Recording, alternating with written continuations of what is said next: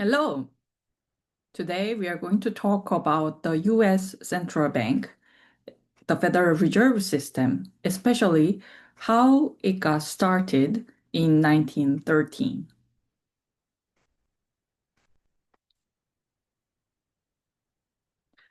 A central bank is not a regular bank, but it is a government agency that is responsible for overseeing the banking system, meaning supervising and regulating the banking system or the financial system. Also, it is in charge of monetary policy. Across the world, usually an economy has a central bank, but they have different names. For example, a central bank of Eurozone, which is under a currency union. Many countries in Eurozone share a central bank collectively, and the name of the central bank is European Central Bank. A central bank of UK is called the Bank of England. So if we think about Bank of America, we shouldn't be confused with the name, right? Bank of England is a central bank and it is a government agency. However, Bank of America in the United States, it is a regular commercial bank. The central bank of the United States is called Federal Reserve System. Okay. A central bank of Switzerland is Swiss National Bank. Since it has national inside, we will not be confused with the name. Central Bank of China is called People's Bank of China. Central Bank of New Zealand is called the Reserve Bank of New Zealand. It contains reserve in its name, so it has this implication that it is a government agency. And Sveriges Riksbank, which is one of the oldest central bank in the world, it is a central bank of Sweden. Okay.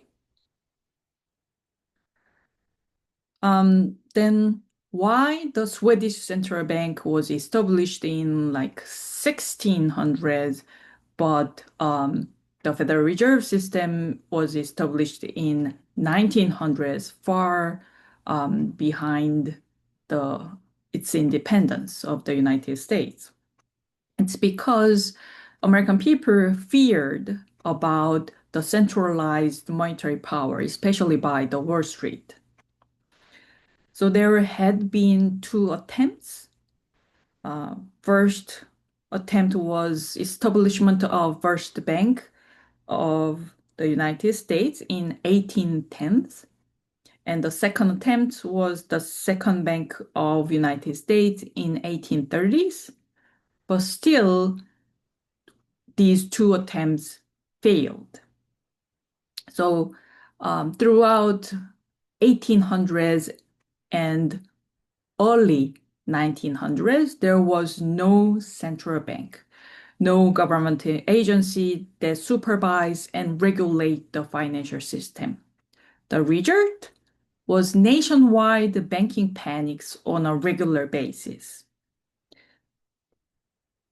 So banking panics can happen still in 2000s if there was sufficient if there was not sufficient regulation. So in 2000s, there was a hedge fund panic called um, it doesn't have a specific name, but it was related to Madoff. So there was a documentary Madoff, the Monster of uh, Wall Street, and this documentary shows how the 1800s panic would have felt like back then. So Panic of 1907 was, beyond this made of panic, and it was so severe that American people finally admit that they needed a central bank or a government agency that they regulated the financial system.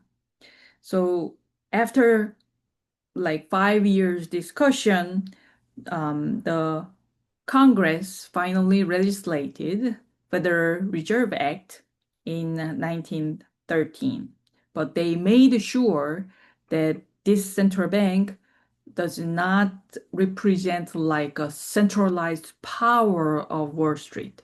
Rather, they made sure that the structure is decentralized. So this is very unique structure in the history of central banks. So we need to make sure that we understand the structure. The Federal Reserve System consists of like two parts broadly, a Board of Governors in DC and 12 regional Federal Reserve banks across the United States. In DC, there is a board of governors, and it includes 7 board members or 7 governors with 14-year terms. And it also includes the chair of the Federal Reserve System. And these 12 regional Federal Reserve banks located in major cities, including San Francisco, Chicago, and New York. In this video, let me briefly talk about the 1907 panic. It happens in Wall Street, as you can imagine. So we go back to 1907, New York City. It looks like this. There is no cars, but people ride some horses and others. However, back then there was this scheme of stock cornering. There was always this kind of manipulation for stock prices. So what happened is there were 2 traders, and there is this company which is called United Copper. And these 2 traders wanted to drive the stock price of United Copper up and up and up. So they borrowed a lot of money to purchase the majority of the stocks of the United Copper. They failed, of course, because first of all, they couldn't purchase the majority or the necessary share of the United Copper. And second, the stock market did not respond as these 2 traders wanted.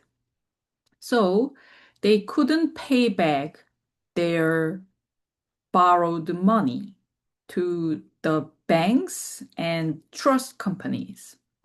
One of the trust companies was Knickerbocker Trust Company.